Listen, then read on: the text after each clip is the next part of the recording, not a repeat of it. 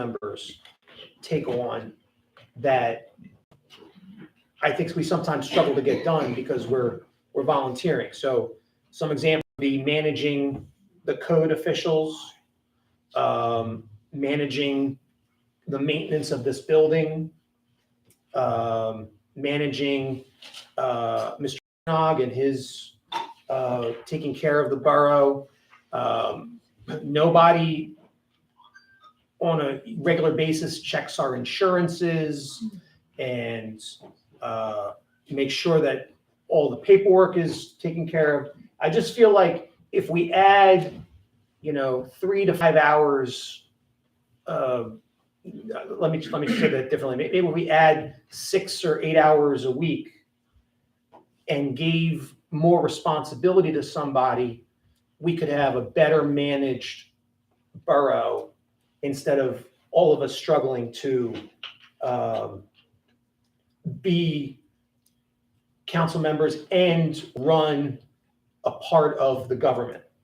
I really think that someone professional to lead us would be a very advantageous hire for us to consider. Mr. Sidlow, as I said in an email, there's complications to your idea. Number one, we're elected officials here and we're responsible for those duties.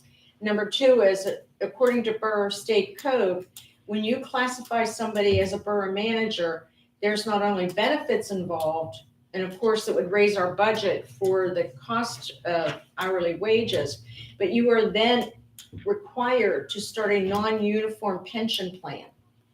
And that again would cost more money for the budget and thus for the taxpayers.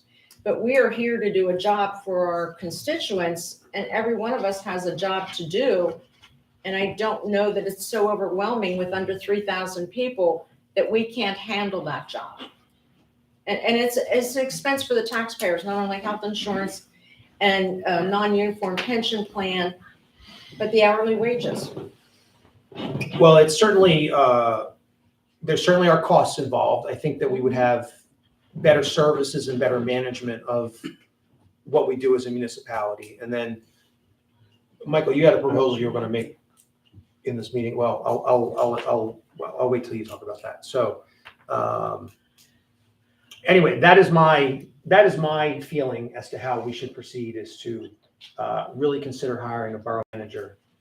And I know there are costs, but I think it's costs that would improve the governance of this community. I would have to say we'd have to wait on that. We just went to 4 full-time officers to see how that plays out with the budget and everything, until to take on the added expense of a borough manager position versus just the borough secretary as it's laid out right now would be something we could plan, maybe be able to see if we can budget for next year, Down the road. but not at this time. And when we started many, many years ago, our secretary was 20 hours a week, and that increased as the volume of permits and the various responsibilities increased to the point of where we are now. But that was a gradual over 30 years. I think I do a pretty good job managing the public works, and it's free, and now we're gonna bring a borough manager on. I don't see the point for as small as borough you are. And you also have a fee schedule here that we're gonna talk about later on. Do you know the fee schedules for a borough manager in Brookhaven and Upland? They're over $100,000 borough managers. Yeah, but that's not equivalent to. Well, how are you gonna get somebody in here if you're not gonna pay them? I mean, you're gonna work off a fee schedule here only when it's convenient for us. It doesn't work that way. We're too small for a borough manager. Plus, the other borough manager work that I do is through the emergency management team. And I mean, that's the hazard mitigation plan that I talked about last month. And you're already getting that out of me for nothing. I mean, I'm not gonna say for nothing, because I do get compensated for emergency management, but I'm handling those duties now for next to no cost, especially public works. That's my job. That's what I was appointed to by the president. And I think I do a pretty good job of it. So that's my 2 cents. I mean, if I may, Madam President, the last 2 years have not been indicative of how it would normally run smoothly. So we have to wait until we get some things settled slightly. And I think it's certainly not overwhelming. We've all noticed a little bit of a tax on our time, of course. We've gone through a lot of changes. I think adding another full-time person into that mix almost allows it to continue as it, instead of creating them, just like Rob says, mitigating some of these extra time constraints. Because the work itself isn't that bad. If we answer our emails, read our reports, and make informed decisions, it really should go relatively smoothly. My only comment is that other boroughs this size don't have borough managers because they are expensive, and I don't know that we rate a borough manager. It's unfortunate because it would be nice to have somebody overseeing all this, but you know, we can consider other ways that we can utilize that position, the secretary position. One possibility would be to maintain the borough secretarial position, but extend perhaps or expand the weekly hours. And the expansion of the weekly hours may also expand perhaps the duties and responsibilities of the borough secretary. So just another possibility that for council to consider. I think over time, as we work, we'll see how many hours and if the hours are sufficient. But in the meantime, have we discussed this enough? Thank you for taking your report time. Appreciate it. Can you pass that down to Cordelia? I made that for any votes that she needs to record. All right, so the next item on here is a motion to appoint an open records officer. And I believe Michael has agreed to do it. Okay. Just want to make sure. Yeah, it's my funeral. You've had time to think. Okay. So I'll second that motion before he changes his mind. thank you very much. And let's vote quick. Yes? Any discussion? All in favor? Aye. Opposed? Okay. Welcome aboard, sir. All right. And the last item I have on my, also for my president's report, I do need to mention we had an executive session 2 weeks ago to discuss personnel matters. We had another executive session 1 week ago, and we had one that didn't happen right before this meeting. So that's for the record. And so regarding Chief John Flynn, I had the opportunity to know him because he lived next door to me when we moved to Parkside here, and he was a fabulous neighbor, and a nice guy and a good grandfather and father. He was chief, I believe, before Egan. Was there someone in between? I don't know. But he unfortunately has passed away. He and his wife moved to a retirement community, and I was very happy for them. But sadly, he has passed away, and so I would like to make a motion to make a donation in his honor. He's asked that we contribute to the Delaware County Community College Educational Foundation. And do we feel that $100 is an appropriate amount for us to donate on behalf of Parkside? All right. Thank you for seconding that. All in favor? Aye. Opposed? And Rob is going to tell us a little bit more about Chief Flynn because he knew him on a professional basis. Thank you, Madam President. Chief John Flynn was laid to rest with full honors. Delaware County Sheriff's Department provided honor guard along with the Parkside Fire Company. Parkside Fire Company, along with the police department and the code department, provided a full honor escort from the funeral home and cemetery. Chester Fire Department, along with Brookhaven Fire Department, provided an arch with the flag with full honors at the funeral home. Bethel Township and Aston Township provided a full arch with honors at the cemetery, where taps were played at the cemetery by the Delaware County Sheriff's Department. Chief Flynn served as a Parkside officer from 1973 to 1999. Chief Flynn also served as the Chief of Police from 1984 to 1999. Chief Flynn was known as the Chief. That's why I keep calling him Chief Flynn. Chief Flynn was also the president and fire chief of the Parkside Fire Company and was a life and honorary member with 51 years of service to the community and fire company. Rest in peace, John Flynn. Thank you. Thank you. And that concludes my president's report. Finance I report. have a question, please.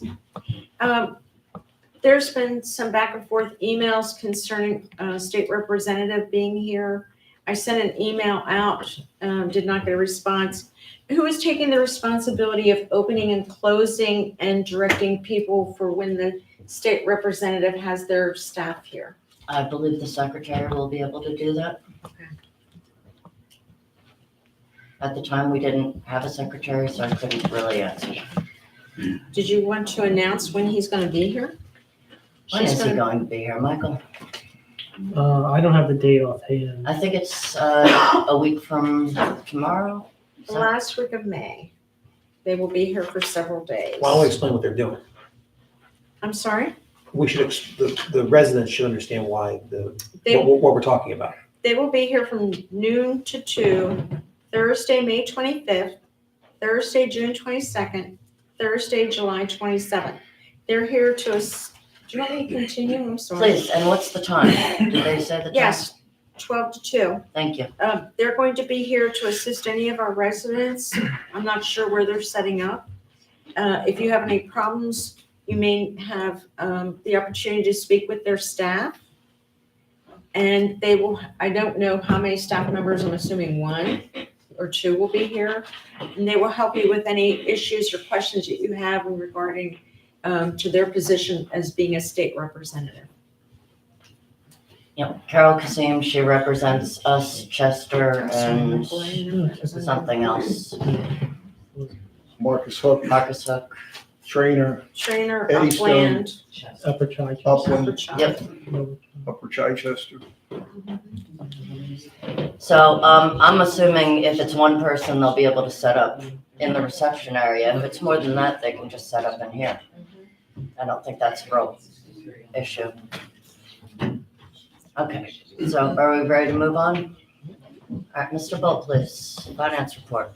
Thank you, Madam President. Ladies and gentlemen, reports Parkside from Brinker Simpson. All bank accounts have been reconciled through April 30th, 2023. You're including the bank reconciliation and statements for all reconciled funds for council approval. General fund for the month of April, $14,276.81 was deposited into TD Bank's account, and expenses of $61,638.55 were paid. During this period, $1,072,560.24 of deposits were received into Sharon Bank General Fund, and $59,511.51 of expenses were paid, including payroll of $47,380. Below bank balances per bank statement, 4/30/23. General account, Sharon Bank, balance 1.146 million. General account, TD Bank, $279,358.12. General account, Pliget, $223. General account, WSFS, $15,117.02. Liquid fuels is the TD Bank for liquid fuels, $89,555.81. Liquid fuels, Pliget account is $8,787.70. The latter three are actually pretty nice interest-bearing accounts. We also received $410 in interest on the TD Bank account. With that being read, I would like to make a motion to accept the treasurer's report for April. Second. Any questions? All those in favor? Opposed? So moved.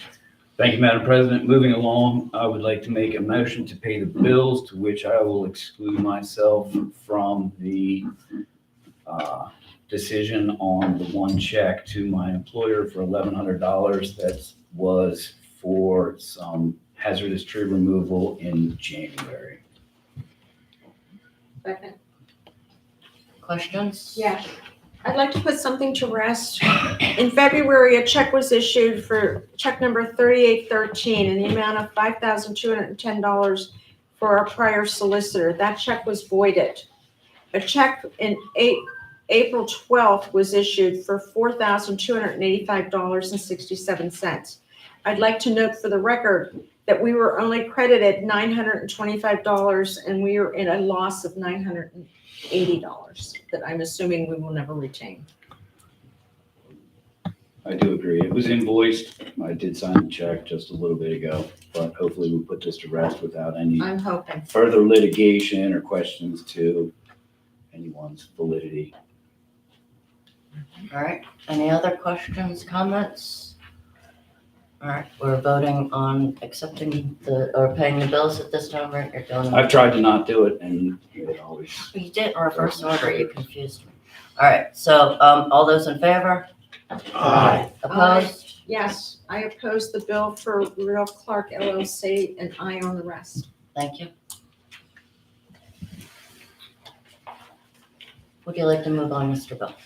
thank you, Madam President. Ladies and gentlemen, the open space report, the Woodlot has seen a lot of nice improvements. I still like to go down there and see Nate Swaggert's project. And what's the best way to say it? There's already been 2 acts of vandalism. If it ain't yours, don't tear it up. It's just not right. But it is a beautiful park. We maintain it in a native setting. It's not supposed to be manicured. It wasn't deeded that way. It's supposed to make you feel like you're in nature. We do our level best to maintain it to that specification. With that said, there are 6 trees that have been identified that have died over the winter that I think we should start to work up a program to have those taken care of. There's a few that could impact the neighbors by having a defined target. It is not an emergency. It's not truly a hazard, but it is something that we should do for our public park and our residents. So I will have a specification written up for the next meeting. I was only short by, I don't know, an hour and a half to have it ready. So I already know the diameter at breast height. I know the locations at the site. I know the reason for decline, and I'll be able to make that presentation at the June meeting. I would like us to consider other services for these trees. If your company, the company you work for, is the most competitive, then I wouldn't argue with that, but I believe that No, I it's agree. responsible for us to get additional. No, I agree 100%. Thank you. That's why I'm gonna write the specification and then let it fall where it may, I guess. Hopefully we get there before. Yeah. Exactly. Yeah, no tree falls. So, and with that, I'll report general progress. All right, recreation, no, actually, it's junior council report. Mr. Nelson. Yeah, so our junior council members have been working on the project, so the project, I'll let them talk about it in more detail, but the project that Daniel was leading was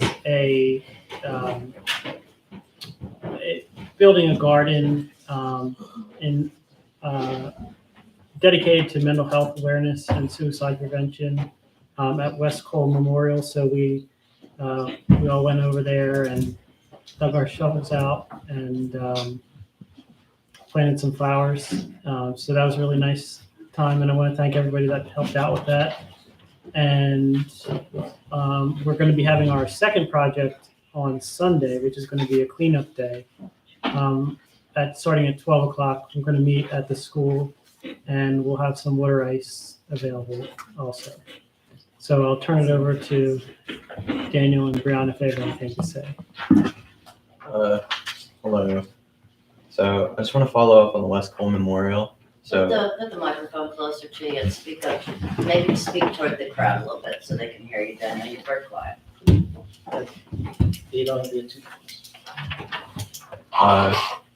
So I just want to follow up on the memorial. So on Sunday, April 23rd, all the junior council members and a few volunteers met up and we de-rooted and dug up some of the invasive flowers that were taking up too much space, and we planted a bunch of perennials.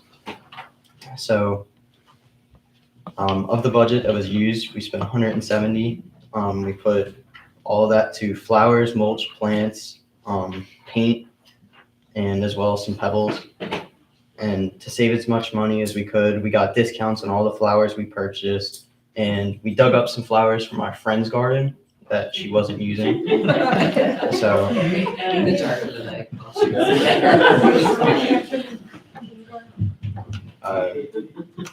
we also provided some of our own rocks that we had and painted them with the paint we purchased. We also painted all the pebbles.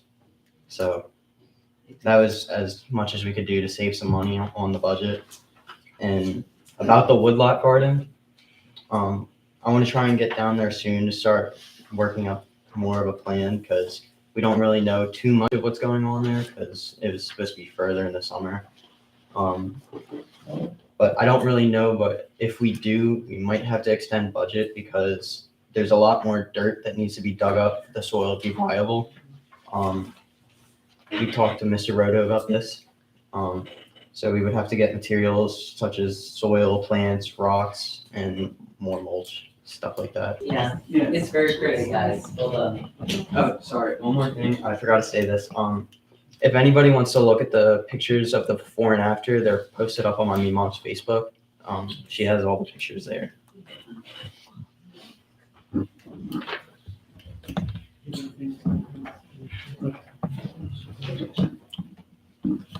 All right, that's all we have for junior council. Okay, let's see what's next. Next, we have recreation report. Yes. The mayor left her recreation report. She apologizes for not being here. She's suffering from a migraine. She would like to thank all the volunteers that came out to make our events so much fun. Our second event this year was our tie-dye event. It included vendors, water ice truck, face painting, card making, plant selection, and crafts for the children. I think the children really enjoyed themselves. There was a couple cards that were left behind, but we did find the owners, so they were very happy. Our next event will be Family Movie Night on June 24th. The Recreation Committee looks forward to seeing our residents come out and enjoy the evening. What's better than popcorn, blanket, and a movie under the stars? The next meeting for recreation is June 7th here at the Borough Hall at 6:30. We will be doing finishing touches on the movie night and the 4th of July parade, but mostly getting ready for Community Day, which is September 16th. We have a Facebook page just for updates on our events, no interactions. Parkside Recreation Committee Bulletin. If you have any questions or suggestions, please email us at parksiderec19015@gmail.com. Volunteers are always welcome. If allowed, okay, we won't go into if allowed.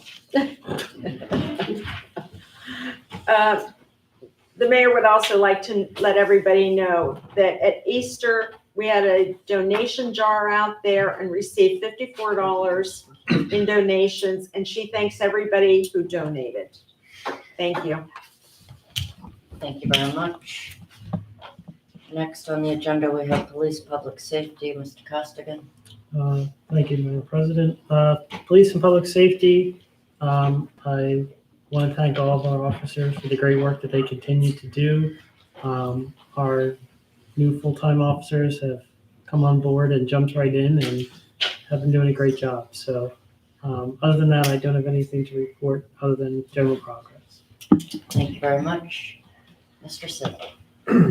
Ordinance report. Okay, so As we've talked about in previous meetings, well, I'm just gonna read what I have written here. Over the past 10 months or so, the Ordinance Review Committee has met approximately half a dozen times. We have had about 10 different citizens and 4 elected officials participate in 1 or more meetings. We have reviewed 3 ordinances, Chapter 129, peddling and soliciting, Chapter 126, parks and recreation, and Chapter 119, occupancy. Suggested changes have been shared to council by Google document, and I have not received many replies or feedbacks on what I drafted. I understand it's a lot of writing and a lot to get through. I also invited folks to a subcommittee meeting on the first Tuesday of the month, and nobody came to the meeting. So I did not print out all the changes, but I can go over them kind of one by one. There's not a ton of changes, but I don't know how much time we want to spend on this or how we want to handle the discussion on that. I have questions on each of the revisions. I sent them to you in the spring or the fall of last year, and I got an answer. But you'd like to go by each individual ordinance and ask for questions? I mean, I have questions. Okay. So let's start with Chapter 129, peddling and soliciting. So do you have questions? Should I explain what we've done differently? Basically, this came up a year ago when we had a solicitor, and that annoyed some residents. So, and the peddling and soliciting ordinance talks about 2 kinds of solicitors: people selling stuff door to door and ice cream vendors. So, some of the changes we made were that instead of the Parkside Health Officer doing the ice cream inspections, the Delaware County Health Department, I'm sure, inspects those vehicles, and that when they would apply for the permit, they would have to provide the Delaware County Health Department documentation. They don't. All they do is inspect for food. That's it. Temperatures, freezers, wearing gloves when they serve soft-serve ice cream, where they get their mixes from. That's it. They don't do any type of vehicle inspection. Okay. Vehicle as in Truck itself. the truck, right, but we're not as opposed to the part where the food is prepared. Right, Okay. that's all they do. So, But they inspect the part. so where the like this food is year, I prepared. did inspect Mr. Softy again, but I did not do any type of food inspection. He presented me with the Delaware County Health Certificate. I then inspected the vehicle for proper lights, registration, insurance, driver's license, fire extinguisher on board, on safety lights for children, that they have the stop sign that comes out, things like that. I did. So I did do an inspection. He does have a certificate to operate in the borough under fire and safety regulations.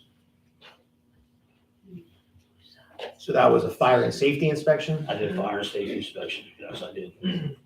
Okay. All right. And then, what else did we talk about in this ordinance? So we did not change the fee of $500 or every 6 months, but we talked about having the fine be, if they start soliciting without getting a permit, then the permit fee would be $650.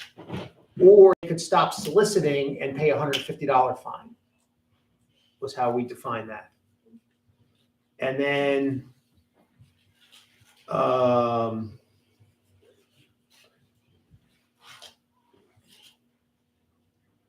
the ice cream vendor in the ordinance says that ice cream can't be vended from 4 to 6 p.m. So that seemed a little ridiculous because obviously that's happening, so we took that out. And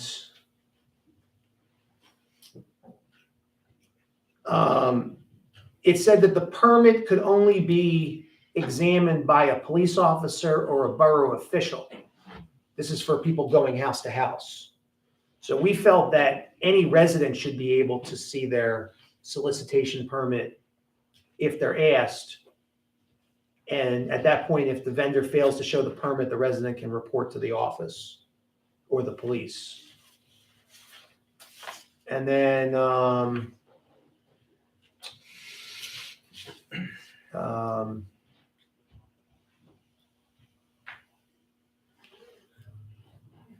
those were the main changes. What questions did you have, Mrs. Percival? I wanted to know, I had several. Is there a limit on the time frame in which somebody can solicit door to door?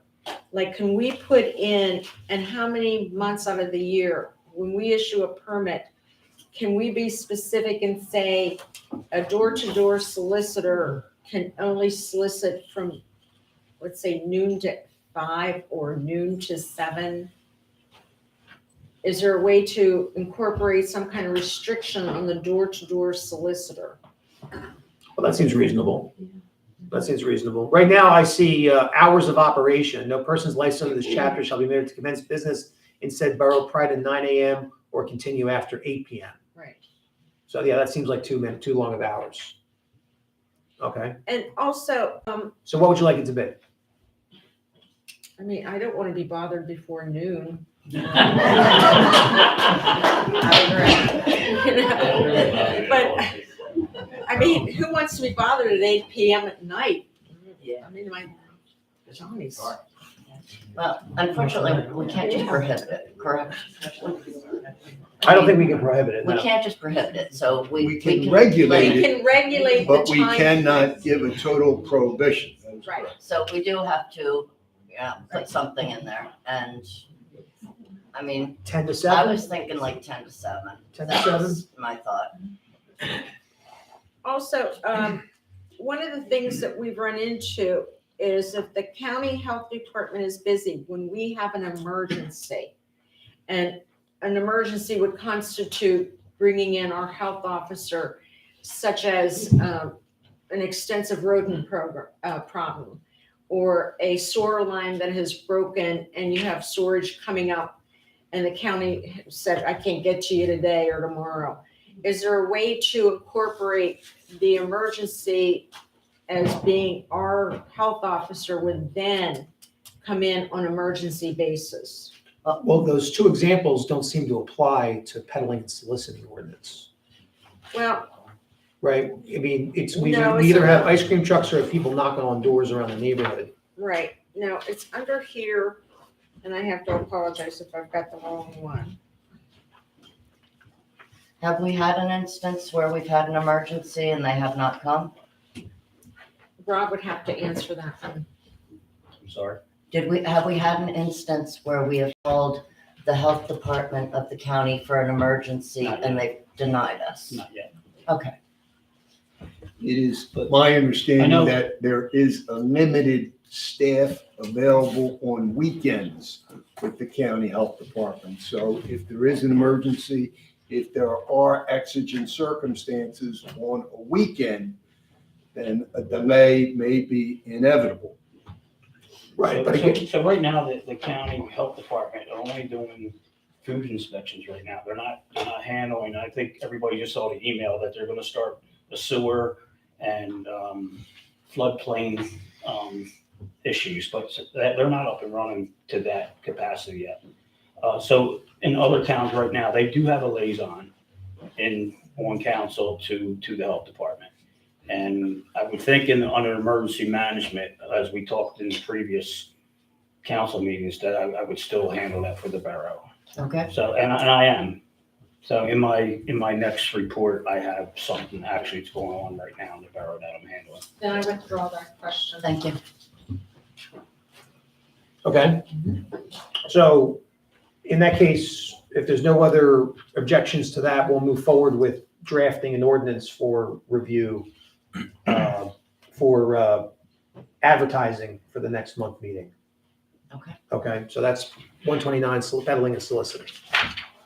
Okay, and then we've got chapter 126, Parks and Recreation. So this one talks about a permit fee being required if there's going to be a large group gathering. And the committee went back and forth with the number of people that would be part of a group, the size of a group and what kind of cost should be incurred. We did this back in the fall, I want to say. Since that time, I've gotten 2 county permits for picnics or activities. And the county only says 10 people and they don't charge any money for a permit. So I kind of feel like if you want to have a permit, then maybe 10 people, but I don't know that we need to charge any money for a permit, is my opinion on that matter. I agree. Yeah.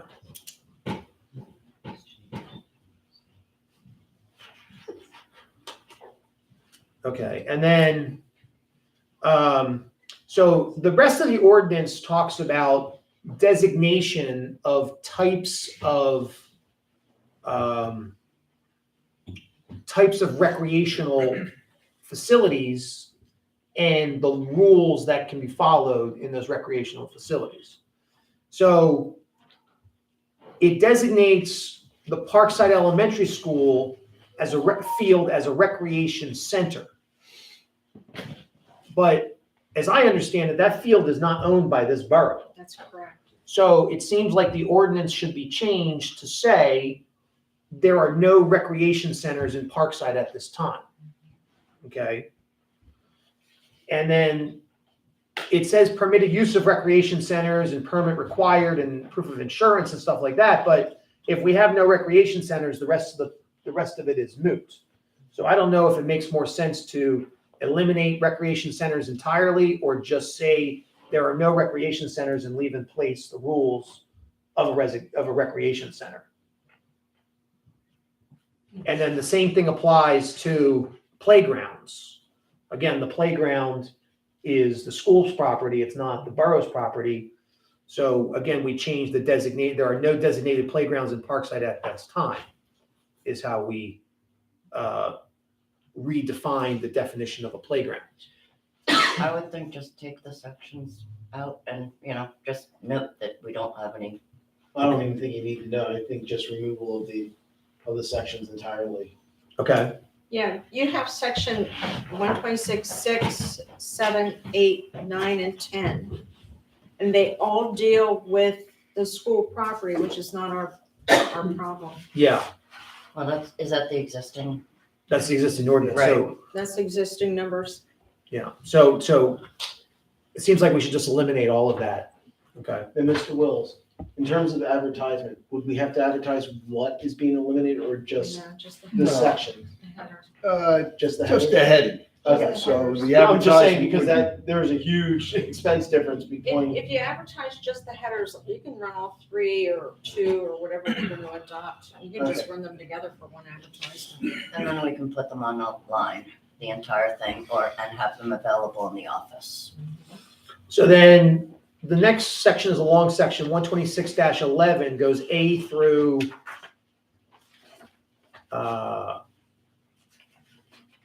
W with the rules of what you can do in a recreation center. And they actually seem pretty reasonable with the exception of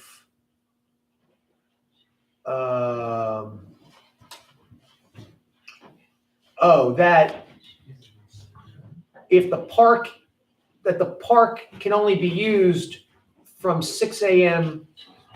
to 8 p.m. or to 9 p.m. There were like hours. I'm sorry. There were hours where the park could be used, 8 to 8. But it doesn't make sense for us to have a lighted park if you can't use the park at night. Like, why do we have the lights if you can't use the park at I night? would say sunrise to sunset because the hours change. But I know they've done, different things, like different walks, in the park down at the That Woodlot have at to be night. nighttime. That, like the Halloween walk, you're not gonna do that in the afternoon, you're gonna do that at night. I would say include in the ordinance, dusk or dawn to dusk, unless the Specifically playground- authorized by the Should have a borough. special Yeah, activities thank you. permit. Well, no, I was getting there. Well, we wrote it as if the park is lit. No, I think Well, then why do we have lights in the park if you can't use it? at for night? Number one is security and safety. Security and safety. Anti-vandalism. Yeah, which, There are a lot of municipalities that have a prohibition against loitering in the park, obviously from dawn to dusk, and there's a lot of illicit activities that sometimes occur during those evening hours, and that's the whole purpose of those type of ordinances. So what we have on the books is certainly not uncommon with what many municipalities have here in Delaware County and throughout the Commonwealth. As far as a prohibition on hours and activities occurring, again, in the park after dark. My only concern with a rule that then says, unless council says so, is could be very arbitrary, like, how do you No, just decide? said unless a permit is issued by the borough. But who determines whether that is issued or not, because we don't want, I would say it falls under Parks and Recreation open space. I mean, we've never had the Boy Scouts want to camp back there, but I wouldn't say that to be nefarious, but it's a park. We camp at, Clayton Park, we camp at, a number of other Delaware County parks. I'm not putting it out there like that, but it would not be anomalous. I mean, I'm okay with dusk to dawn, but I think we should turn off the lights. dawn to dusk. Dawn to lights dusk. are on a time. I think we should turn off the lights. Like, there's no reason No. for us to have lights on. No. If we don't have the lights No, on, we're not, then I wouldn't recommend that at all. it's unfortunate. All right, well, I'll revise this, but I don't agree. And then it says people can go to jail if they violate sections of this chapter. So, I took that out, that you can't go to prison for not more than 30 days if you do something wrong in the park. So, and Unless it's a crime and then the police will. then it's a legal matter, but the crime should not be that you're in the park and then you can go to jail for being in the park. All right, so that was, Are you changing the group amount to 10 instead of 25? I Yes. thought we weren't gonna eliminate the fee altogether, 10 people and eliminate the fee. eliminate the fee. And I think my other question, which almost everybody has mentioned, is chapter 126-2. Are you requiring any type of liability insurance when they obtain a permit to use any of the facilities? I see the amount is $100,000 for your liability insurance. Yeah, I think that should come out. Oh, 12-6, 126-6. I'm sorry, 126-6, proof of insurance. Yeah, I don't think we need insurance. Like, people are covered by their own insurance if they're in the park. That was added based off of, and I know it sounds draconian, but it was added off of, Well, hang on, this is for use of recreation center. 126-6 is for use of recreation So you're center. gonna delete that Which we We said, don't have one of we those. don't have a recreation Well, center. But the thing is,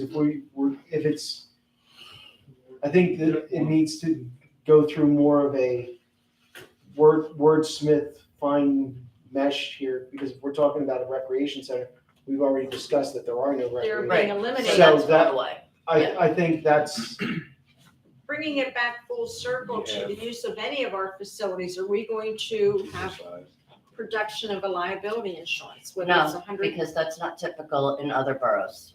it is typical of other boroughs. Okay, find it out for me. Do the We went research, through come this back to me. last summer, I'm not gonna backtrack, but our insurance agent covers 33 municipalities out of the 43 And that's how we got this conversation last summer, that they recommended anybody using our facilities to have liability insurance shown.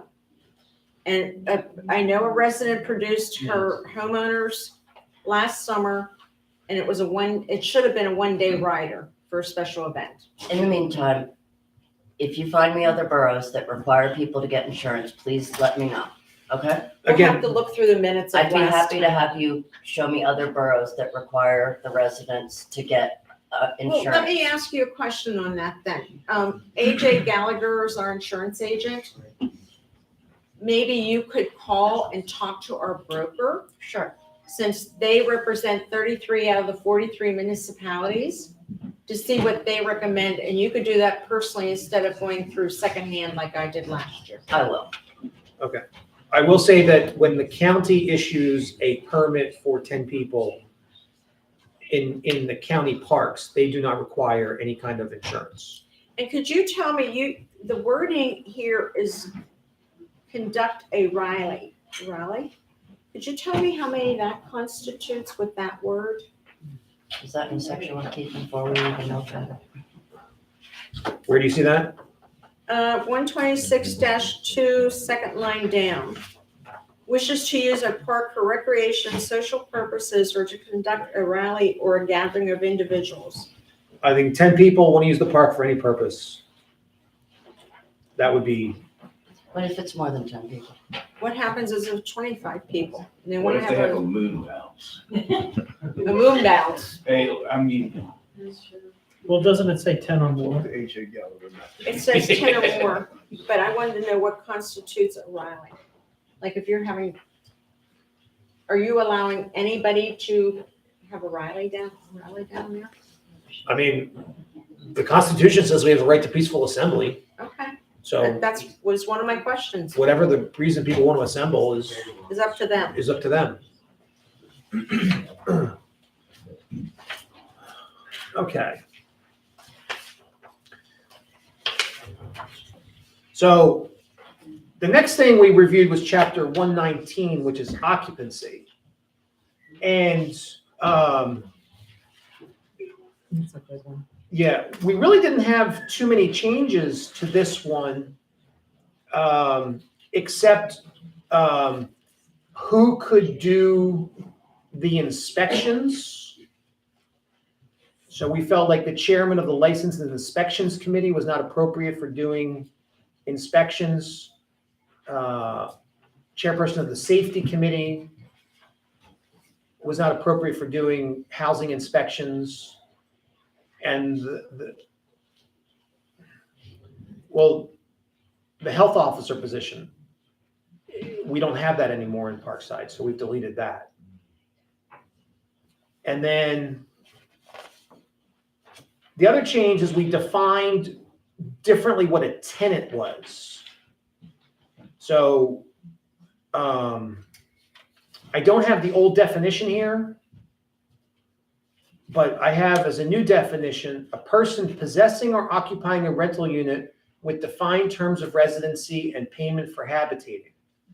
Family members, partners, significant others, friends, and guests as defined by the building owner or leasee are not tenants and they are therefore not subject to rental inspection or occupancy rules as laid in this section.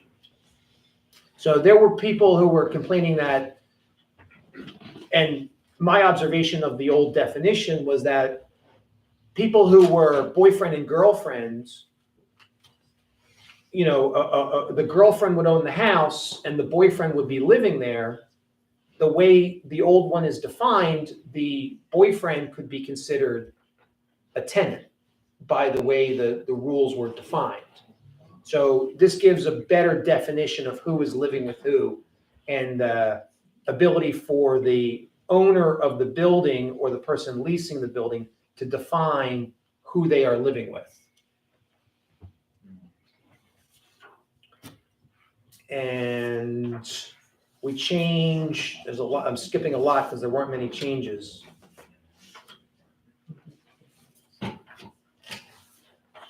We changed that the property must comply with the 2018 Property Maintenance Code, which we passed last summer as our current maintenance code. This still had the old BOCA required code in the. Could you generalize that to just specify the most recent? UCC. Yeah, so that way we don't have to Doesn't go have back to and be change this rewritten. every time something comes up. Mr. Wills, is that Yeah. allowed? We can leave that language in there and just say, and or the more recent revisions, you know. Okay. And then, once again, it said that violations of housing rules can be committed to the county prison for a period not exceeding 15 days. So again, I don't feel people should go to jail for breaking housing rules. So I'd like that to be, we suggest that be deleted. Okay? So Chapter 119 led us to a broader discussion of the fees and inspections and how the borough compensates its inspectors. We took a look at some other municipalities and how they structure fees and compensation. We found that while some Delco municipalities still use a percentage fee structure, many or most neighboring communities have created a fee schedule that can be updated by a simple vote once a year. They list out the services and put a dollar value on the service based on the approximate amount of time it takes to complete the task instead of a percentage of the construction cost, which has no correlation to the amount it takes to perform an inspection.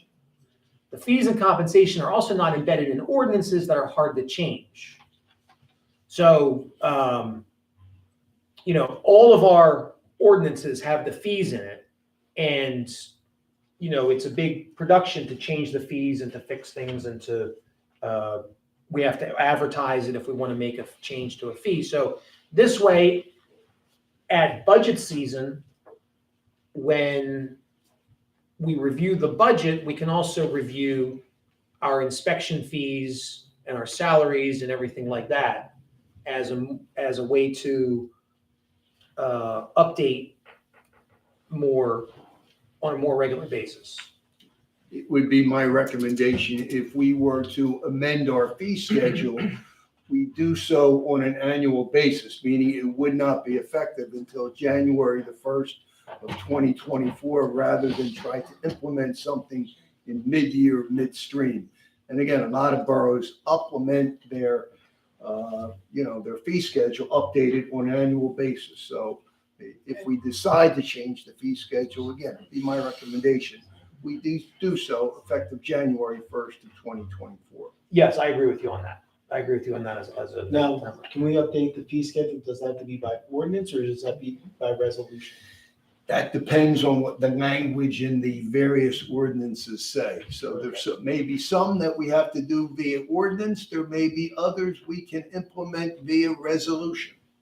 Well, my idea was that we would fix all the ordinances that have a fee associated and change it to say fee as updated on annual basis or Or some via legal resolution. But then they're saying, once we have that, when we do want to update the fees, does it have to be an ordinance or a resolution? We would change the language in there so that if we want to implement, if we wish to update, we can do so via a resolution. So again. I would actually lean toward ordinance for changing fees, because that way it's Yeah, but published. would you then have to post advertise the whole fee schedule? No, No, Okay. do the no. header. Again, the heading can be. But it would advertised. be very Yeah. transparent. Okay, so, and I apologize to the audience, I don't have enough copies to provide everybody, but I'd like to get this up on the website for the course of the conversation. Before we put this on the website, I think a little bit more discussion. I pointed out a few of the numbers that I think were reversed accidentally. Looking at your first two columns, rather than going point by point, I'd make a recommendation that looking at that first column to that second column. So, go ahead, finish what you're saying and then I'll explain it. I would go with maybe a flat percentage just to make it a little bit easier. The percentage is easier, but it's not as appropriate because it doesn't take more time to inspect a higher priced job than a lower price. Well, no, I so, think what so, he's no, saying- no, no, no, no. Right. Hey, let's give context to everybody in the audience so we know what we're talking about. So I have a spreadsheet, I have fees, so for example, new construction, an addition, renovation, significant alterations, including 2 inspections. The proposed fee is $500 for 1 to 2 units. If the homeowner is 65 or older, and this is the column that Mr. Swigert was referring to, is the second column, then that fee would be $450. It would, if it's a commercial space, it would be $750. And the current fee is 5%. And then I have a proposed inspector fee of $250 for the residential and a proposed inspector fee of $350 for the commercial.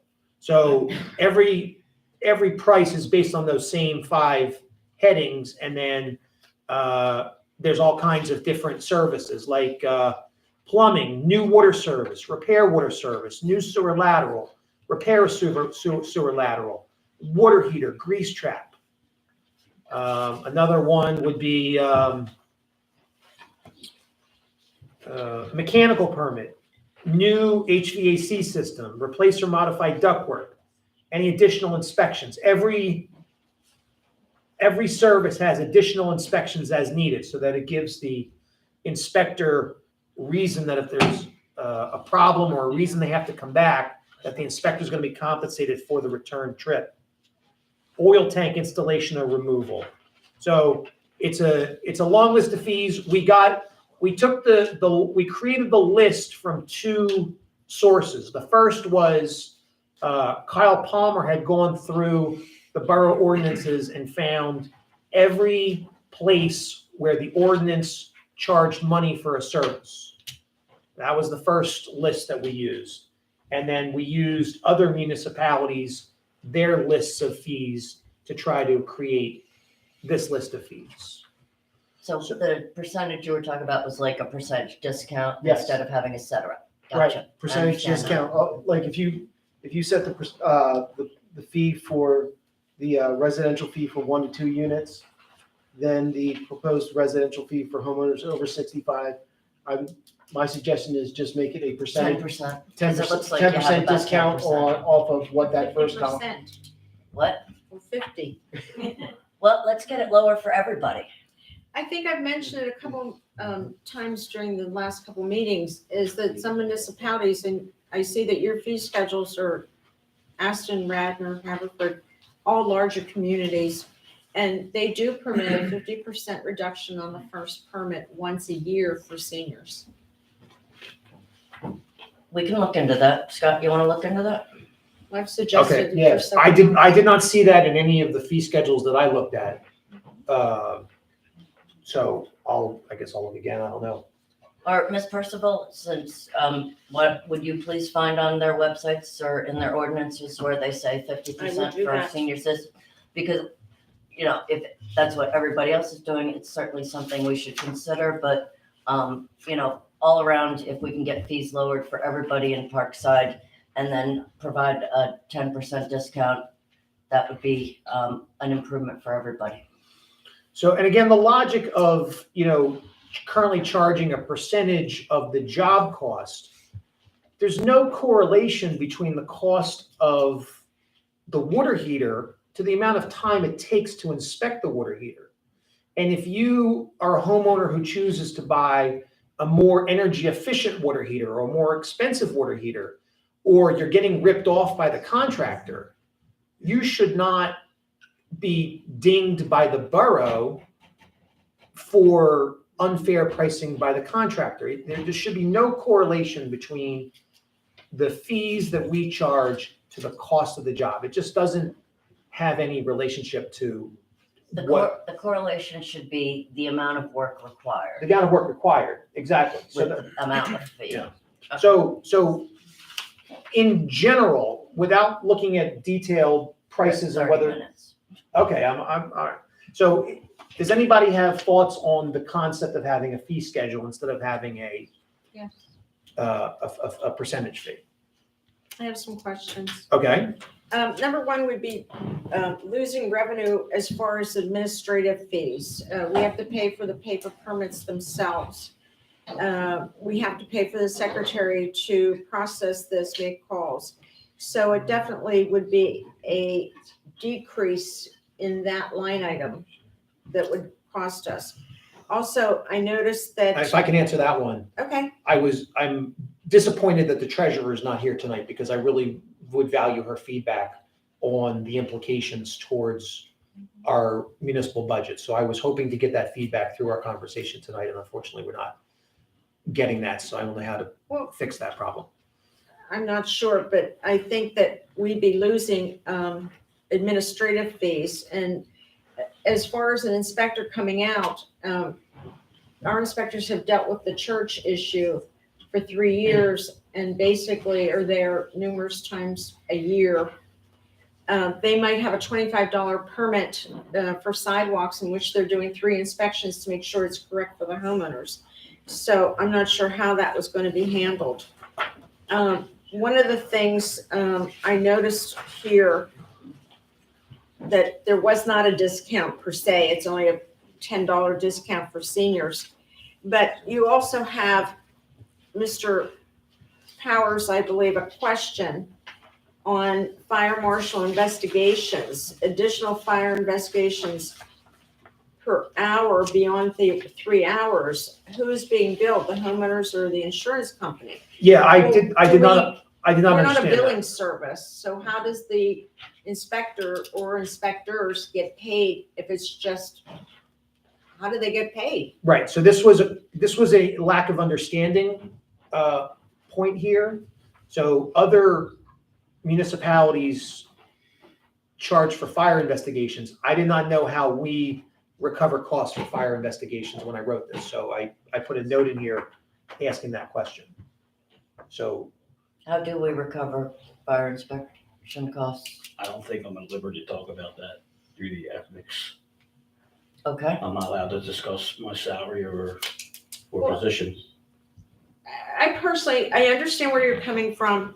I reviewed the Aston Radner, Haverford's, and Brookhaven fee schedules, right. and they mimic that. But we're not on the same financial level as they are, or population. I can actually give you the population of 3 of them. And my concern is, again, losing any type of administrative fees and having our inspectors do the same amount of money or having the inspectors do the same amount of time and effort processing paperwork, state reports, re-inspections.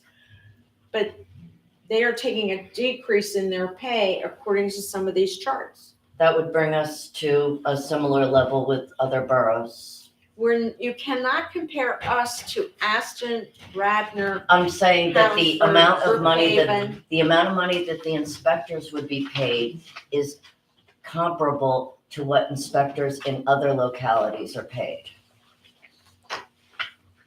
Are we still on fire marshal? Well, we can be. Okay, so I did not know how the billing for fire marshal works. And we still don't. Okay, so, we'll table that price for now. That, And I think it's very confusing, but that's only my opinion. And I think you've got some typos in which you charge seniors, That's, I pointed thank that out. you, more than you charged anybody else. but what about the concept of having a fee schedule as opposed to a percentage structure? Well, Anybody have thoughts on that? I We're- like it. We are landlocked. We have one brand new property, building coming up on a property on Avon Road. But other than that, we are technically landlocked. So where somebody put a new house, I don't know. So That was just the example I used was new construction, Yes, but it's- I tried to think of as many or use examples of as many types of services, like decks, for example. That seems like something that takes a lot of time and effort. So the fee for decks was higher. If you put a new shed in or repair a shed or a fence, have a fee for that. Roofing.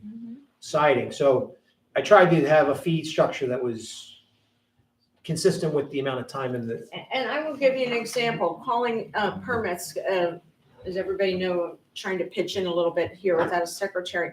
You have windows, or number one on the list this time of year. Fence, sheds seem to be a big popular thing.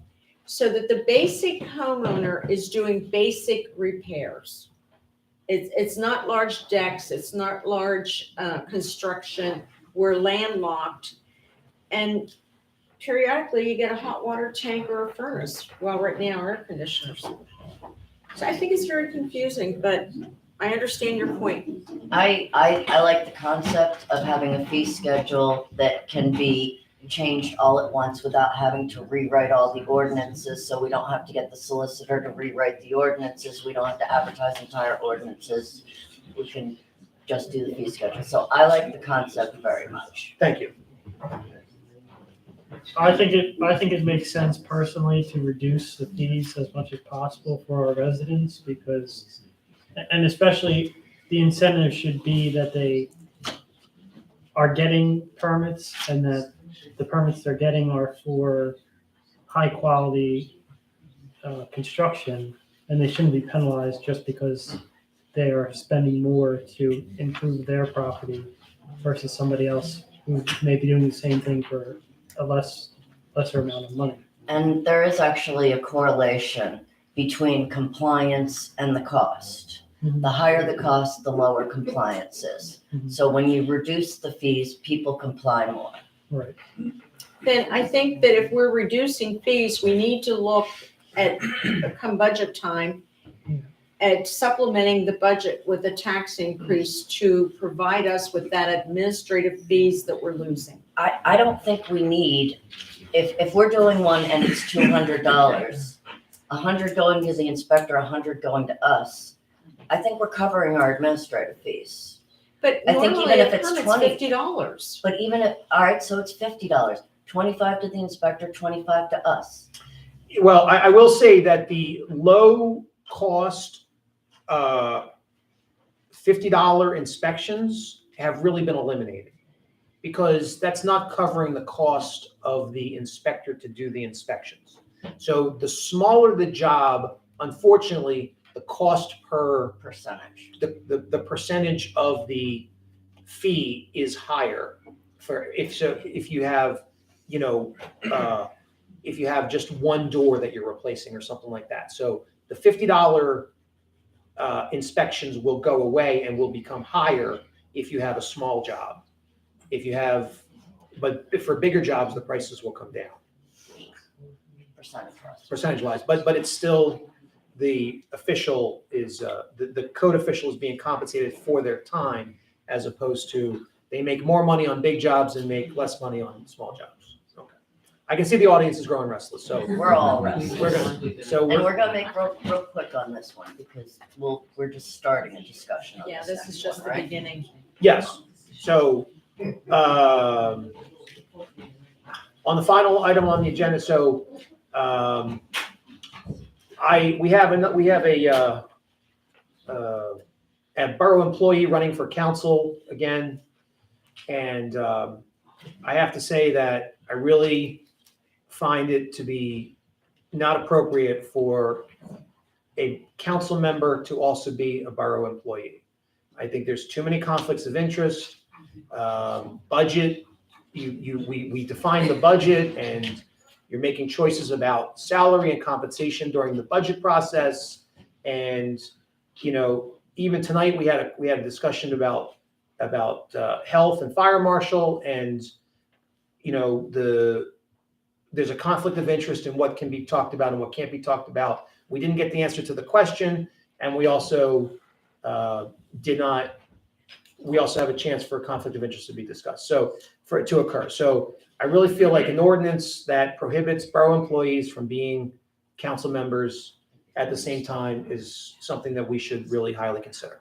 Well, number one, the state borough code supersedes anything we would do, and that would create a litigation.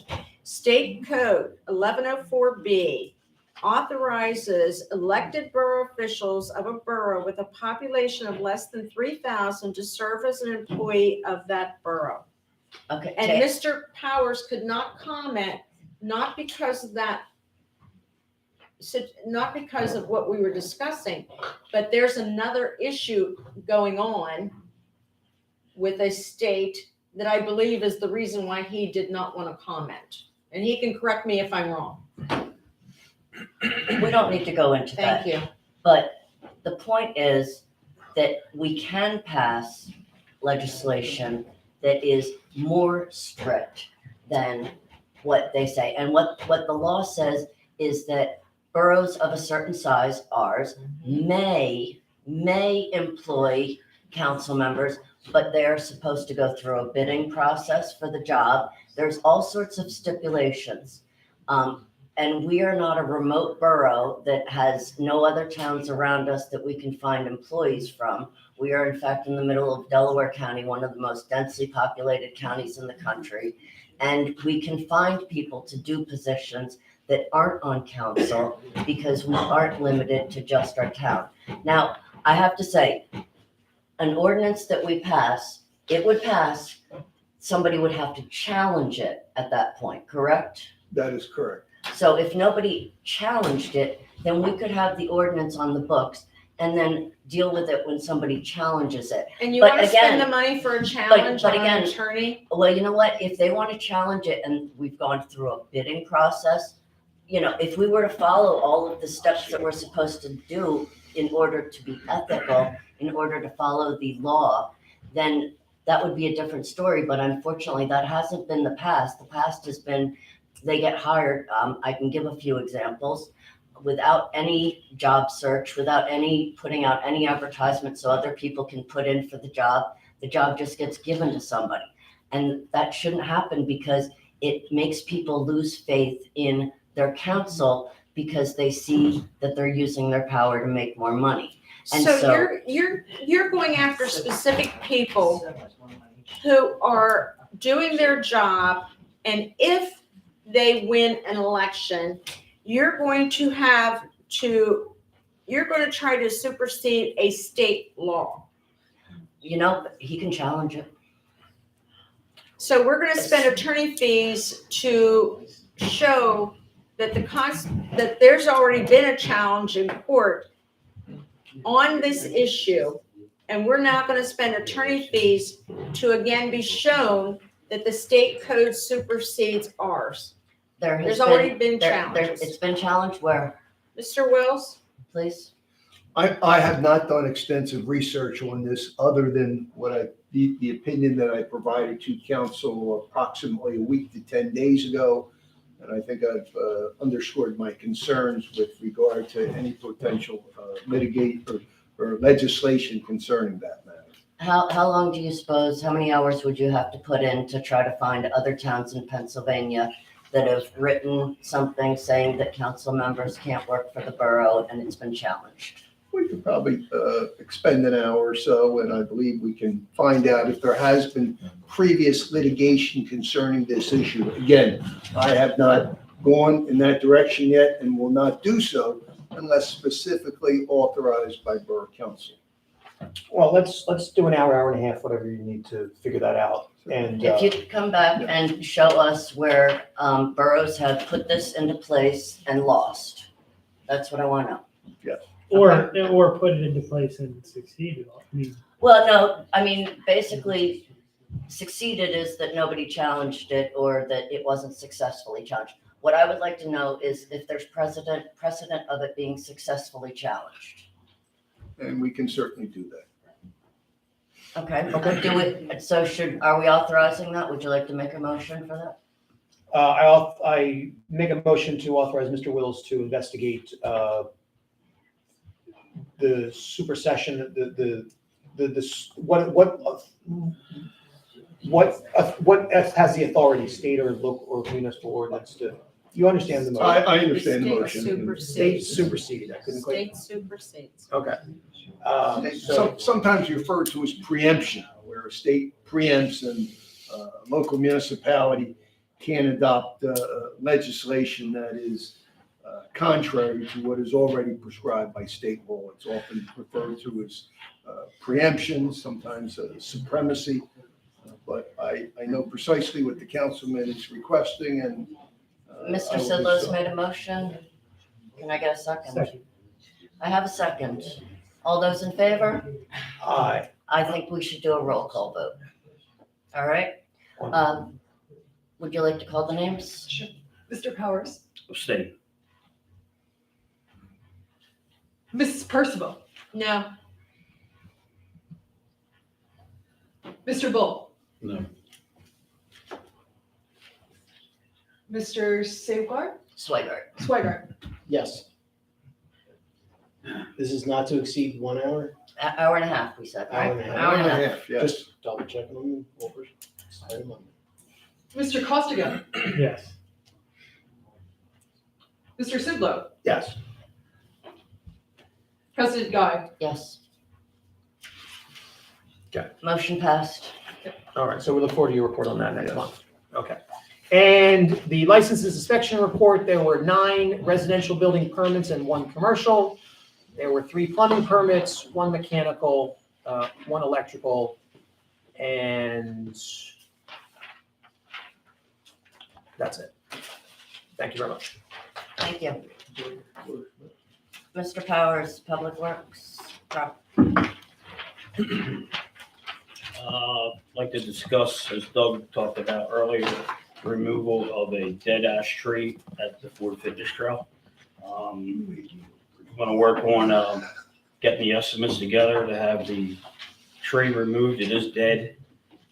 At this time, there's no emergency to have the tree removed. There's 2 other trees next to it. That if we have to drag all that equipment up the hill, we might as well remove all the trees. All right. So that's that. All the property in the borough has been maintained. As per PennDOT's regulations, the crosswalks in the school zone need to be repainted so they all look the same up there. So there's no confusion where you can cross and not cross. So the paint is ordered, it's on back order. But now I got the phone call that it possibly could be here by the end of the week. So we'll paint that as soon as possible to conform with state regulations.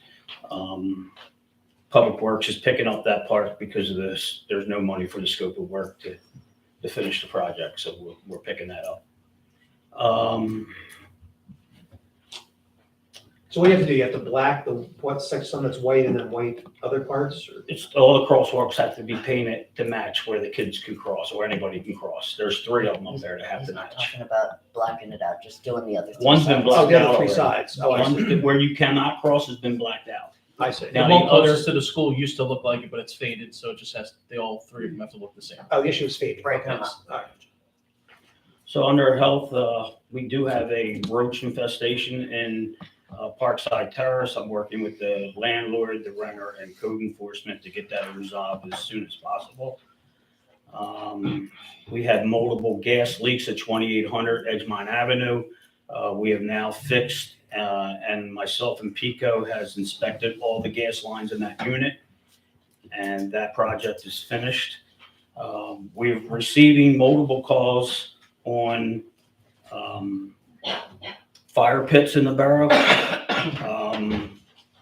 There is no open burning in the borough. We do allow the fire pits decorative burning with no trash, no cardboard. It's supposed to be for ambience, for soothing of the minds, but our fires have been out of control lately. They should be in a approved container and they should have a screen over top of them, so ambers cannot escape. State Wildlife Game Commission on fire pits should be no fire over 6 inches. So that leaves you a very small flame. We have not written any citations, but moving forward, if we need to crack down on it, we will. So just be mindful of your neighbors, the proximity of your houses, and wind speeds, how fire can change very quickly. Accidents happen. That's all I have. Thank you. Recycling, Thank you. For totals for April, the trash was 89.43 tons, recycling was 21.71. I'd like to remind everybody with Memorial Day holiday coming up, they don't pick up recycling that week. Normally, sometimes they've been doing it anyhow. That's all I have. All right, so no recycling Memorial Day week. Thank you. And communications, Mr. Swaggart. Our next newsletter, we're looking to come out late July, early August. So we'll be including the 4th of July, the movie night, as well as some other articles. One of the suggestions that the Communications Committee did come up with was to do, there was some request for back to a hard copy of the newsletter. We were thinking of doing a one-page, just front and back, short synopsis of the different articles, leading them back to the online version. Looking at possibly doing maybe about 850 copies was the number that we were originally thinking about doing. Again, making sure we include the calendar events for recreation and any of the other important information for the borough. So I don't think we had this really in the budget for the communications. So we're trying to cost out what it would be to do that, hand delivered by the Communications Committee. So we're not looking at mailing, just photocopying costs. Right. So we'll have an exact figure for the next month. You can probably get it printed for like $300. Maybe less. I went pretty tight. Color Yeah. front and back on some decent cardstock. Yeah. I went pretty tight. All right, thank you Other very than that, Just much. general progress. And now for the engineer's report, we have Mr. Roda. Thank you, Madam President. First two items I have are action items. Flashing beacons have been installed at the intersection of Edgemont and Forest View. I recommend payment number one to Armor and Sons in the amount of $28,347.30. 10% retainage was withheld for outstanding punch list items to be completed. I'll make that motion. Second. It's a race. All those in favor? Aye. Opposed? So moved. Renault Company has completed the process of removing the crosswalk and associated ADA ramps at the same intersection as part of the PennDOT permit. Recommend payment in the amount of $8,000 for this project, which represents 100% of the contract. I'll make that motion to pay her now. Second. All those in favor? Aye. Opposed? So moved. Update on West Cole Memorial. Last meeting, a $2,000 reduction in contract price for the borough taking over watering duties at the end of installation was approved. I have the change order here tonight for signatures. And West Cole project contracts have been reviewed by the solicitor, and I brought those contracts as well to be signed tonight. Okay. And that concludes my report. Thank you. That was like 1 minute. Wow. What can you do? All right, I will point out again, Mr. Solicitor, you had 30 minutes last month. Thank you, Madam President, and good evening, ladies and gentlemen. The May 17, 2023 Solicitor's Report is as follows. Number one is the former Parkside Methodist Church at 2801 Edgemont Avenue. Last month, I had received correspondence from a Philadelphia real estate broker on behalf of the property owner regarding zoning, subdivision, and land development issues regarding the adjacent parking lot to the former church property that is approximately 67 feet wide by 144 feet deep. I referred the broker to the various applicable zoning ordinances, as well as the Delaware County subdivision and land development ordinance, again, as adopted by Parkside Borough, and which establishes the procedures and standards for all subdivision applications. The owner is at least considering building on that parking lot. I expressed to the real estate broker in no uncertain terms that there are multiple concerns I have on multiple levels concerning those issues, and I can certainly discuss those with council at another matter or at another time, but I suspect there probably won't be any future movement on the parking lot issue. Secondly, concerns the right to know law request. Again, my office continues to work diligently in responding to multiple right to know law requests, including appeals that we currently have before the Pennsylvania Office of Open Records. Again, I'm pleased to advise that the Pennsylvania Office of Open Records has recently sustained the borough's position and response regarding a right to know law request for certain payroll and employment records of a former borough code enforcement officer. Number 3 concerns the class action lawsuit against the Monsanto Company. I'm pleased to advise that the borough recently received a check in the amount of $17,414.03 as a result of a class action lawsuit that was filed against the Monsanto Company. The settlement was based on a class action lawsuit filed by thousands of municipalities across the country, alleging that the company defectively designed PCV containing products that caused environmental harm to municipal stormwater and wastewater systems, including here in Parkside Borough. The check has been deposited in the borough's general fund account, and the proceeds thereof may be utilized at the discretion of Borough Council. Good. Fourth, again, the West Cole Memorial Project.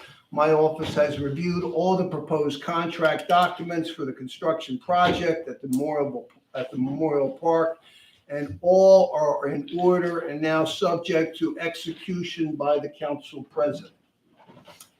And with that, Madam President, I can report general progress. And that was fast. Yes. Thank you very much. Because we're pushing 2 hours and I was promising shorter. Okay, so the next item on the agenda is call to citizens for non-agenda items. If anyone would like to get up. I'm sure. I just have a question. Okay.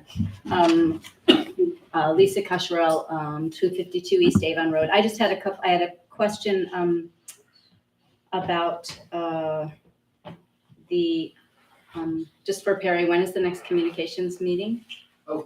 Actually, Okay. I can check later. I'll find out from somebody else on the committee. Somebody's got a calendar. Okay. And then I just wanted, while he's looking at that, to Councilman Sidlow and just, well, everybody else, just expressing a concern about the proposed changes to like the hours of the woodlot or like park. Somebody said dawn to dusk.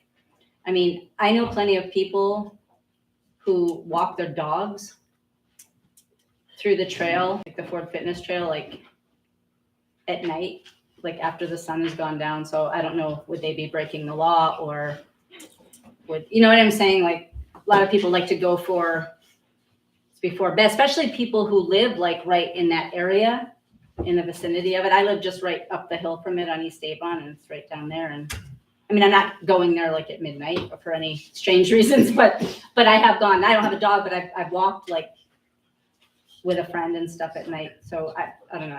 That was just something to consider. So that's all I have. I agree with you. The park is lit up. People should be able to use it. Yeah. Okay. And to answer your question, now that I had a chance to check it out, next meeting for the Communications Committee will be Tuesday, June 13th at 6:30. Okay. Thank you. That's it. Thank you. Minnie Domenico. The flag out front, it's half mast. It looks really disgraceful. Is there any way you can replace that flag? That's a disgrace to be hanging out like that. guys just talking about We- that? Yes. We discussed that right before the meeting. Well, I'm not in the meeting, so I No, don't no, know. no, but I'm just saying, it's something that just came up this evening. I noticed it when they put it half mast. You don't see it when it's way up there. Yes. It's a disgrace. Yeah, Is that flag displayed properly? Is it lit? I mean, what are the rules about? it's supposed to have a light. lanes It is and- supposed to have a light. What about like rains? Come on, scouts. There's certainly protocols. It should definitely have a light. We did run up against that in the West Cole. We do our level best to maintain proper respect for the flag and what it stands for. There's no badge of honor for us to know that it is in a It's a state of disgrace. disrepair. We will retire it Yes. accordingly. And I certainly would like to see a flag, like, I made no bones about it. They sell them at Home Depot.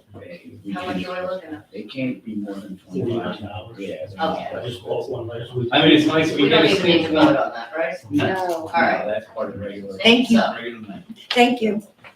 Anna, I called Lenai Electric myself to question why our lights have not been being replaced.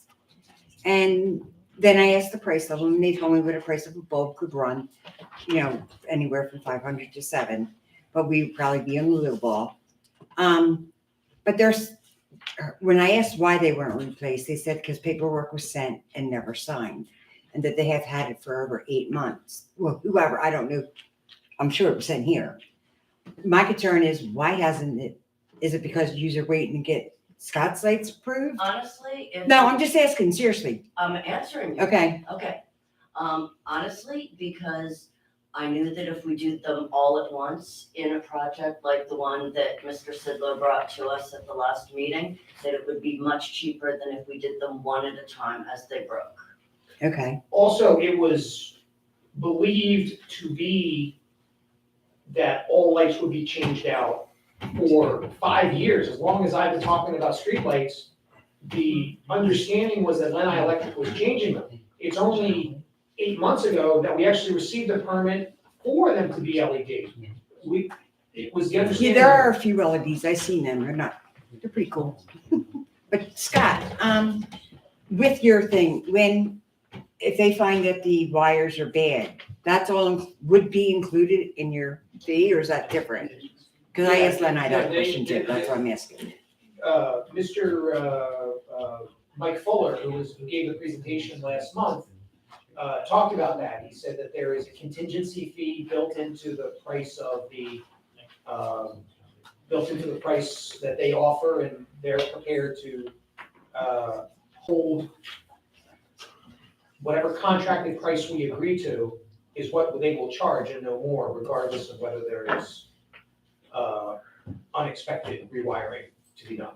Okay, Can I interrupt 1 minute? go ahead. Daniel, I gave you back a paper from Lenai Electric that was in the mix that the mayor gave me. Can I get that back? Because that showed how many lights were taken care of in the last month, I believe. And I think the mayor wanted to make mention. Thank you, Daniel. Scott, Ma'am, oh, I didn't know. I thought you were done. Sorry.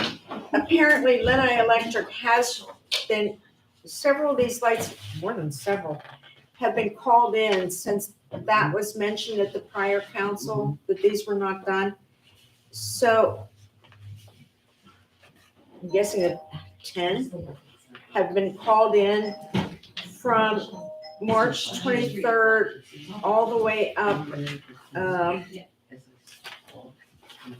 It looks like close to today, within the last 2 months. I would say from the mayor's indication that they have been changed over, now that that was brought to their attention. Okay. Thank you. I apologize for interrupting you, Scott. No. And Mrs. DeMonico. When you were talking earlier about the lawyer, I didn't mean Scott. When you were talking about the solicitor, he'd have to back out for the firehouse. Does that mean a lawyer for the firehouse, or you going after the firehouse? I didn't understand that. That's why I'm asking. It's not about going after the firehouse. It's about our relations with the firehouse, that we need a solicitor to represent the borough and to advise the borough on how to manage that relationship. That's what I was hoping you were gonna say. And that's it. Okay? Thank very you. much.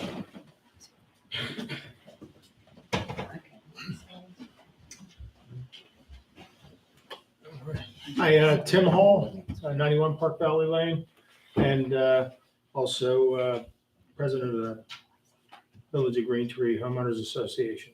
Once again, thanks for everything you all do.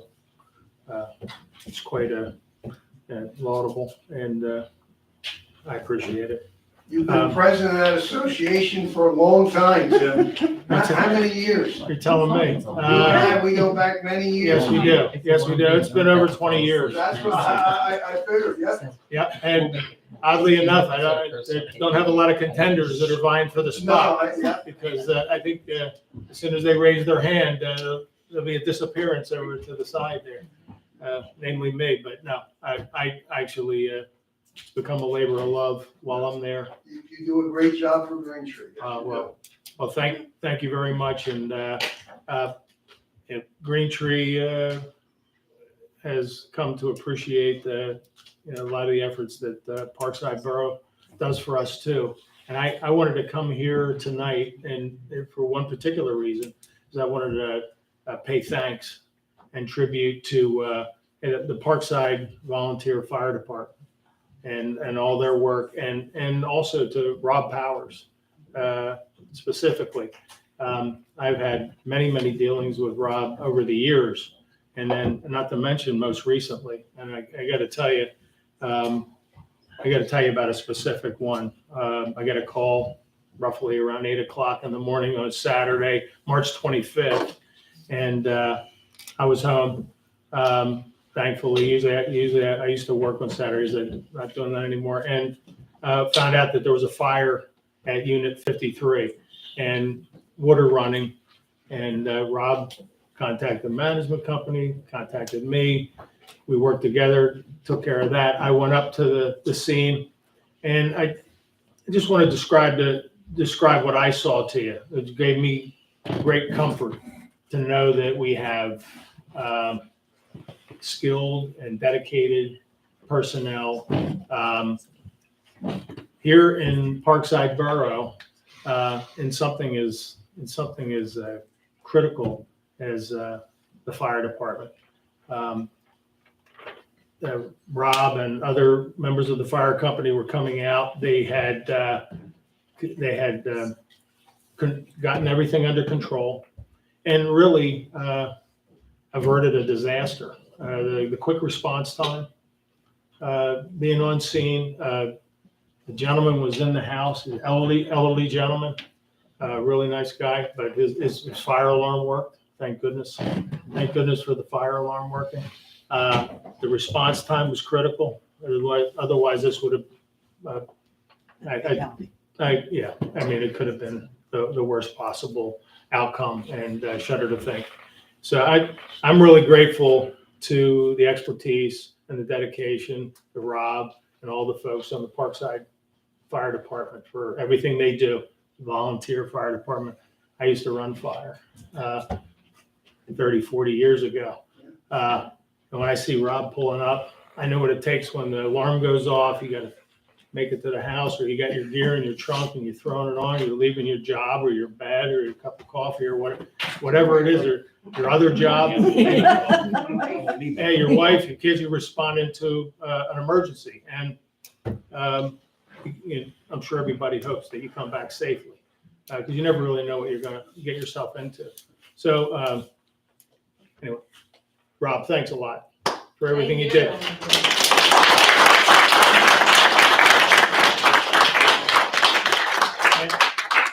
And very briefly, just because I want to keep everybody here, but it's very important. I mean, it wasn't just they contained the fire and averted a catastrophe, a disaster, which they did. Quick response. It was a wonderful response. And then you have the house in the condition it's in. I'm there, I show up, yeah, next thing you know, a contractor's showing up. He's boarding up the place for this gentleman. Then next thing you know, the Red Cross is showing up and they're tending to this elderly gentleman, who's almost 90 years old. And I'm, it's blowing my mind, the coordination, the organization, the time that goes into providing this kind of life-saving service to our residents in Parkside and in our community in the village of Greentree.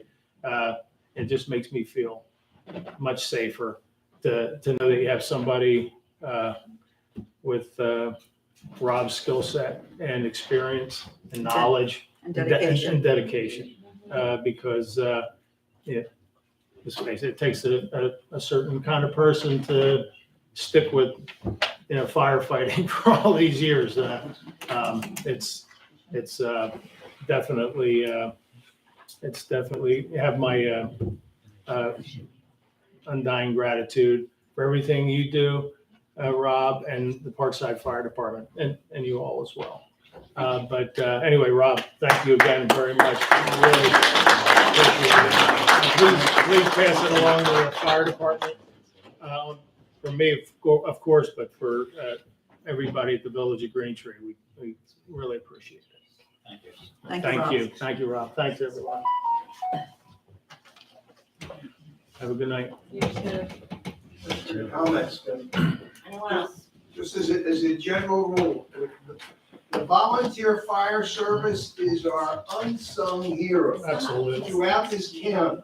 without a doubt. Yeah, other than the city of Chester and Upper Darby Township, every municipality here in Delaware County is serviced by the volunteer fire service. If we didn't have those dedicated men and women, like I said, we couldn't raise our taxes high enough or fast enough without the volunteer fire service. And that's a general rule throughout the county. Truer words never spoken, and they're putting their life on the line every time they go out. And that was just the first call within a period of a week or two. Another one exposed an issue that could have turned into a problem. Once again, I mean, and we take this to heart. We take this information that we get from these responses, and we take it and we relay helpful, thoughtful information to our residents so we can provide a safer community and rate from experienced people who can give us the best information. So, thanks again. Hi, I'm Mike Sweeney. I just wanted to know if it's public knowledge, like what kind of vandalism was going on in the park? They took the signs about. There were 23 signs that were. Oh, no. There were 23 tree signs that were put in the park. Before we finished the project that day, one was already bent over completely. That was bent back.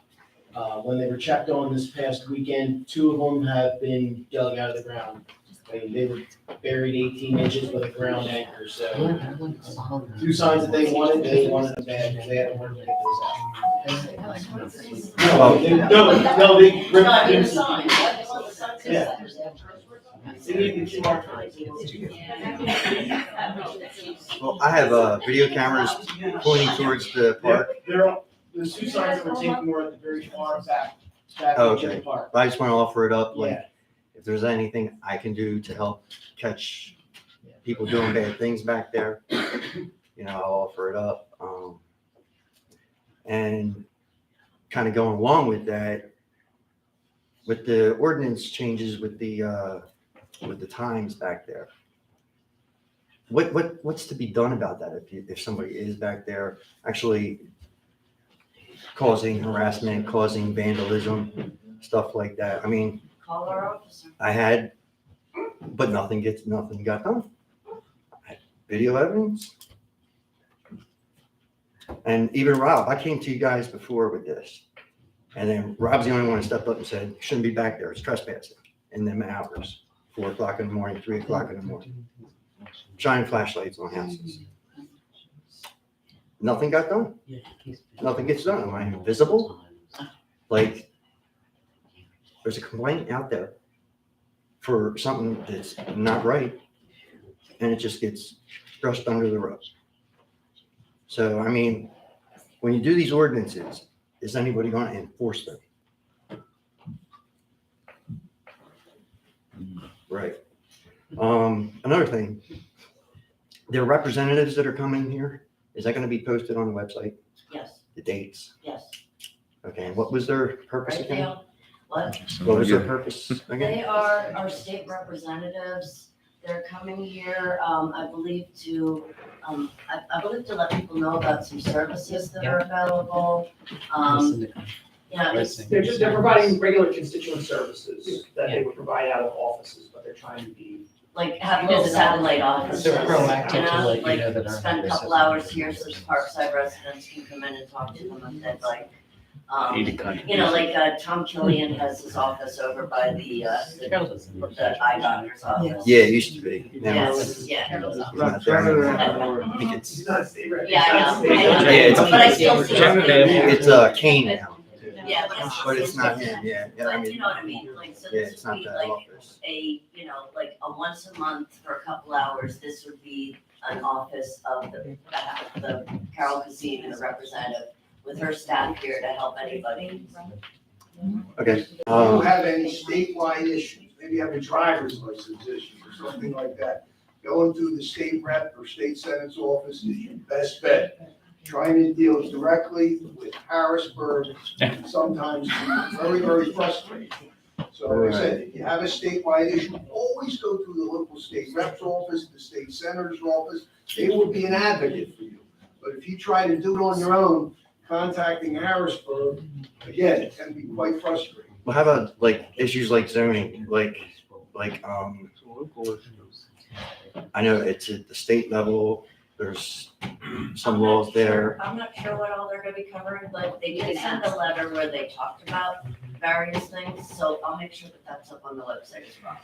Okay, for instance, we had, we're gonna redo our steps, so in the process, we put a deck on the front of our house. We were told we could only go out so many feet. And then, Joe Ferguson comes out and says, good thing you didn't go any further, or we made you take it down. My neighbor puts one up, it's out further than mine. So I'm like, well, why couldn't I connect? Because I would like to have an extra couple feet. Sure. So the contractor built it to what Joe said, and then called to say, why is this one coming out further? You told us we couldn't. And now all of a sudden we got 4 extra feet we could have had. And I would have preferred to know that before it's actually built. Like, Because we I don't paid want for to, a permit, right? huh? We paid for a permit, right? Yes, We're given the wrong information, right? And he don't remember a thing, does yes, he? yes. And it's not the first instance we had with Joe and It's not. my unfortunate neighbor situation. And you guys know some of the things too with the fence and all that stuff, crazy thing. But it's just like, why are we hearing one thing and then being told another thing? And it's just, is it who you are or who you know? Were they coming today?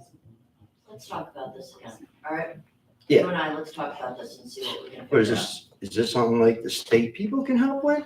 Maybe. Because there's fishy things going on. All right, we'll talk. Okay, You know how to reach me. thank you. All right, anyone else? And we can move on. All right. Should have been under new business. Is there any old business? The other thing's going under new business. Yeah, I wanted to ask the solicitor, a couple months ago, we had discussed reducing the salary of the elected officials to 0. We weren't sure if that would be under a resolution or an ordinance. That would need to be under an ordinance. And again, Mike, I think we're gonna run into the same issue, preemption. Okay. Again, I can refer you to the statewide ordinance that sets and regulates the salary for a borough council person, again, depending on the Size. population, right, of the municipality. I believe it's written that there is a maximum number, but I don't believe there is a minimum number. I believe it says that borough officials are allowed to be paid up to. a certain amount, but I don't think there's a bottom. Let me take a look at that, Michael. And again, that may be a legitimate inquiry. Again, may run into the same issue, but let's take a look at the language of the statutory provision that's in there and see if we can, quote, amend that or tweak that. Again, depending on the statutory language, but we'll take a look at that. So I'm assuming you're okay for me taking a look at that as well. Yeah, I then guess for we you, need a Mike? motion. to- Well, How long does it gonna take you? No, it shouldn't take too long. No, yeah. Include that in the hour. Yeah, right. We'll take a look at, I'll have an opinion on both of those issues prior to the next meeting of council. All right, so under new business, if there's nothing else, we have motion to appoint the new solicitor for any dealings that we have with the firehouse. As Mr. Wills said, that would be called a conflict counsel. We already discussed it. I would like to make the motion to appoint the solicitor to serve in that capacity. We all met with Mr. Schley. I believe that he would be an acceptable option. He seems to have good experience. Are there any, do I have a second? Oops. Second. I have a question. Why are we not asking other solicitors or other attorneys versus Mr. Schley, who is a Democrat out of Philadelphia? Well, I actually called a bunch of solicitors and, Could you tell me who? who's the guy in media that I called? Bob something. Bob Kane, Bob? Bob Scott. Bob Scott, yes, I called Bob Scott. Bob Scott actually recommended Michael Schley. There were a few others that I called. I can't tell you their names. I could look it up. But this isn't a huge decision. This is one aspect that we'll need a solicitor for, that Mr. Wills agreed that is necessary. Yeah, it is not uncommon where municipalities may appoint what we call conflicts counsel, that if the regular solicitor may have a conflict with a particular issue, that another solicitor would deal with specifically that issue. So that is not uncommon, the motion that's being made by the council My president. concern is to have somebody local I versus understand. somebody out of Philadelphia. He works in Philadelphia. He actually doesn't live in Philadelphia. He lives in Lansdowne. Lansdowne, that's right. We wouldn't need him here every day, so I don't think that would be a big concern. So I have a second. Are there any other questions? I mean, my only question is, we have had special counsel when litigation has arisen or arisen. Is there pending litigation that is, No. that we're trying to get ahead of, because we've never done anything like this before? No, but we have asked them to get an audit. We've been having some negotiations. I would like to have a solicitor who I can ask questions and know that they are giving me the answer that's best for Parkside. I'm not saying that Mr. Wills wouldn't, but again, as he has admitted, he has a long-standing relationship with that fire company. Follow-up question, what is the retainer to have this attorney available for your questions? How much per hour? He has given us his hourly rate. I will find out from him if there is a retainer. If there is a retainer, I'll undo everything. But Generally with conflicts counsel, there would not be any retainer fee paid up front. Again, it would simply be on an as-needed basis, on a per hourly basis. So I don't and think. there his would be- hourly rates were comparable to his, and he also has a clerk who will work for $100 an hour. So, But we don't know how much the attorney is charging per hour? no, we do. He told us his rates. It's approximately 185. So we're going to go not to exceed $185 an hour? An hour. We don't He have did say any that, pending he says he litigation. charges more if he's in court, so that will have to be dealt with when that arises, if that were to arise. I don't expect it to. I hope not. No. Do we anticipate pending litigation with our own fire department? I would hope You not. know, I can share with you some emails to show you my concerns, but in the meantime, are there any other questions? All right, everybody understands the motion. Let's do a roll call on this one. Mr. Powers, Abstain. Mrs. Percival, No, Mr. Bull, No. Mr., forgive me, how do you pronounce it? Swigert, Swigert. Mr. Swigert? thinking, I'm sorry, I'm you're still thinking? still thinking a little bit here. Yes. Mr. Costigan, Yes. Mr. Sidlow, Yes. that's 4 yes. No, it isn't. Ask me. Oh, sorry, Mr. President. Sorry, President Guy, Yes. Motion is, 5 yes. are there any other? I'll take a motion for dismissal. So moved. We're out of here. Daniel, can I get the receipt back and I'll trade you this? So I'll give you these.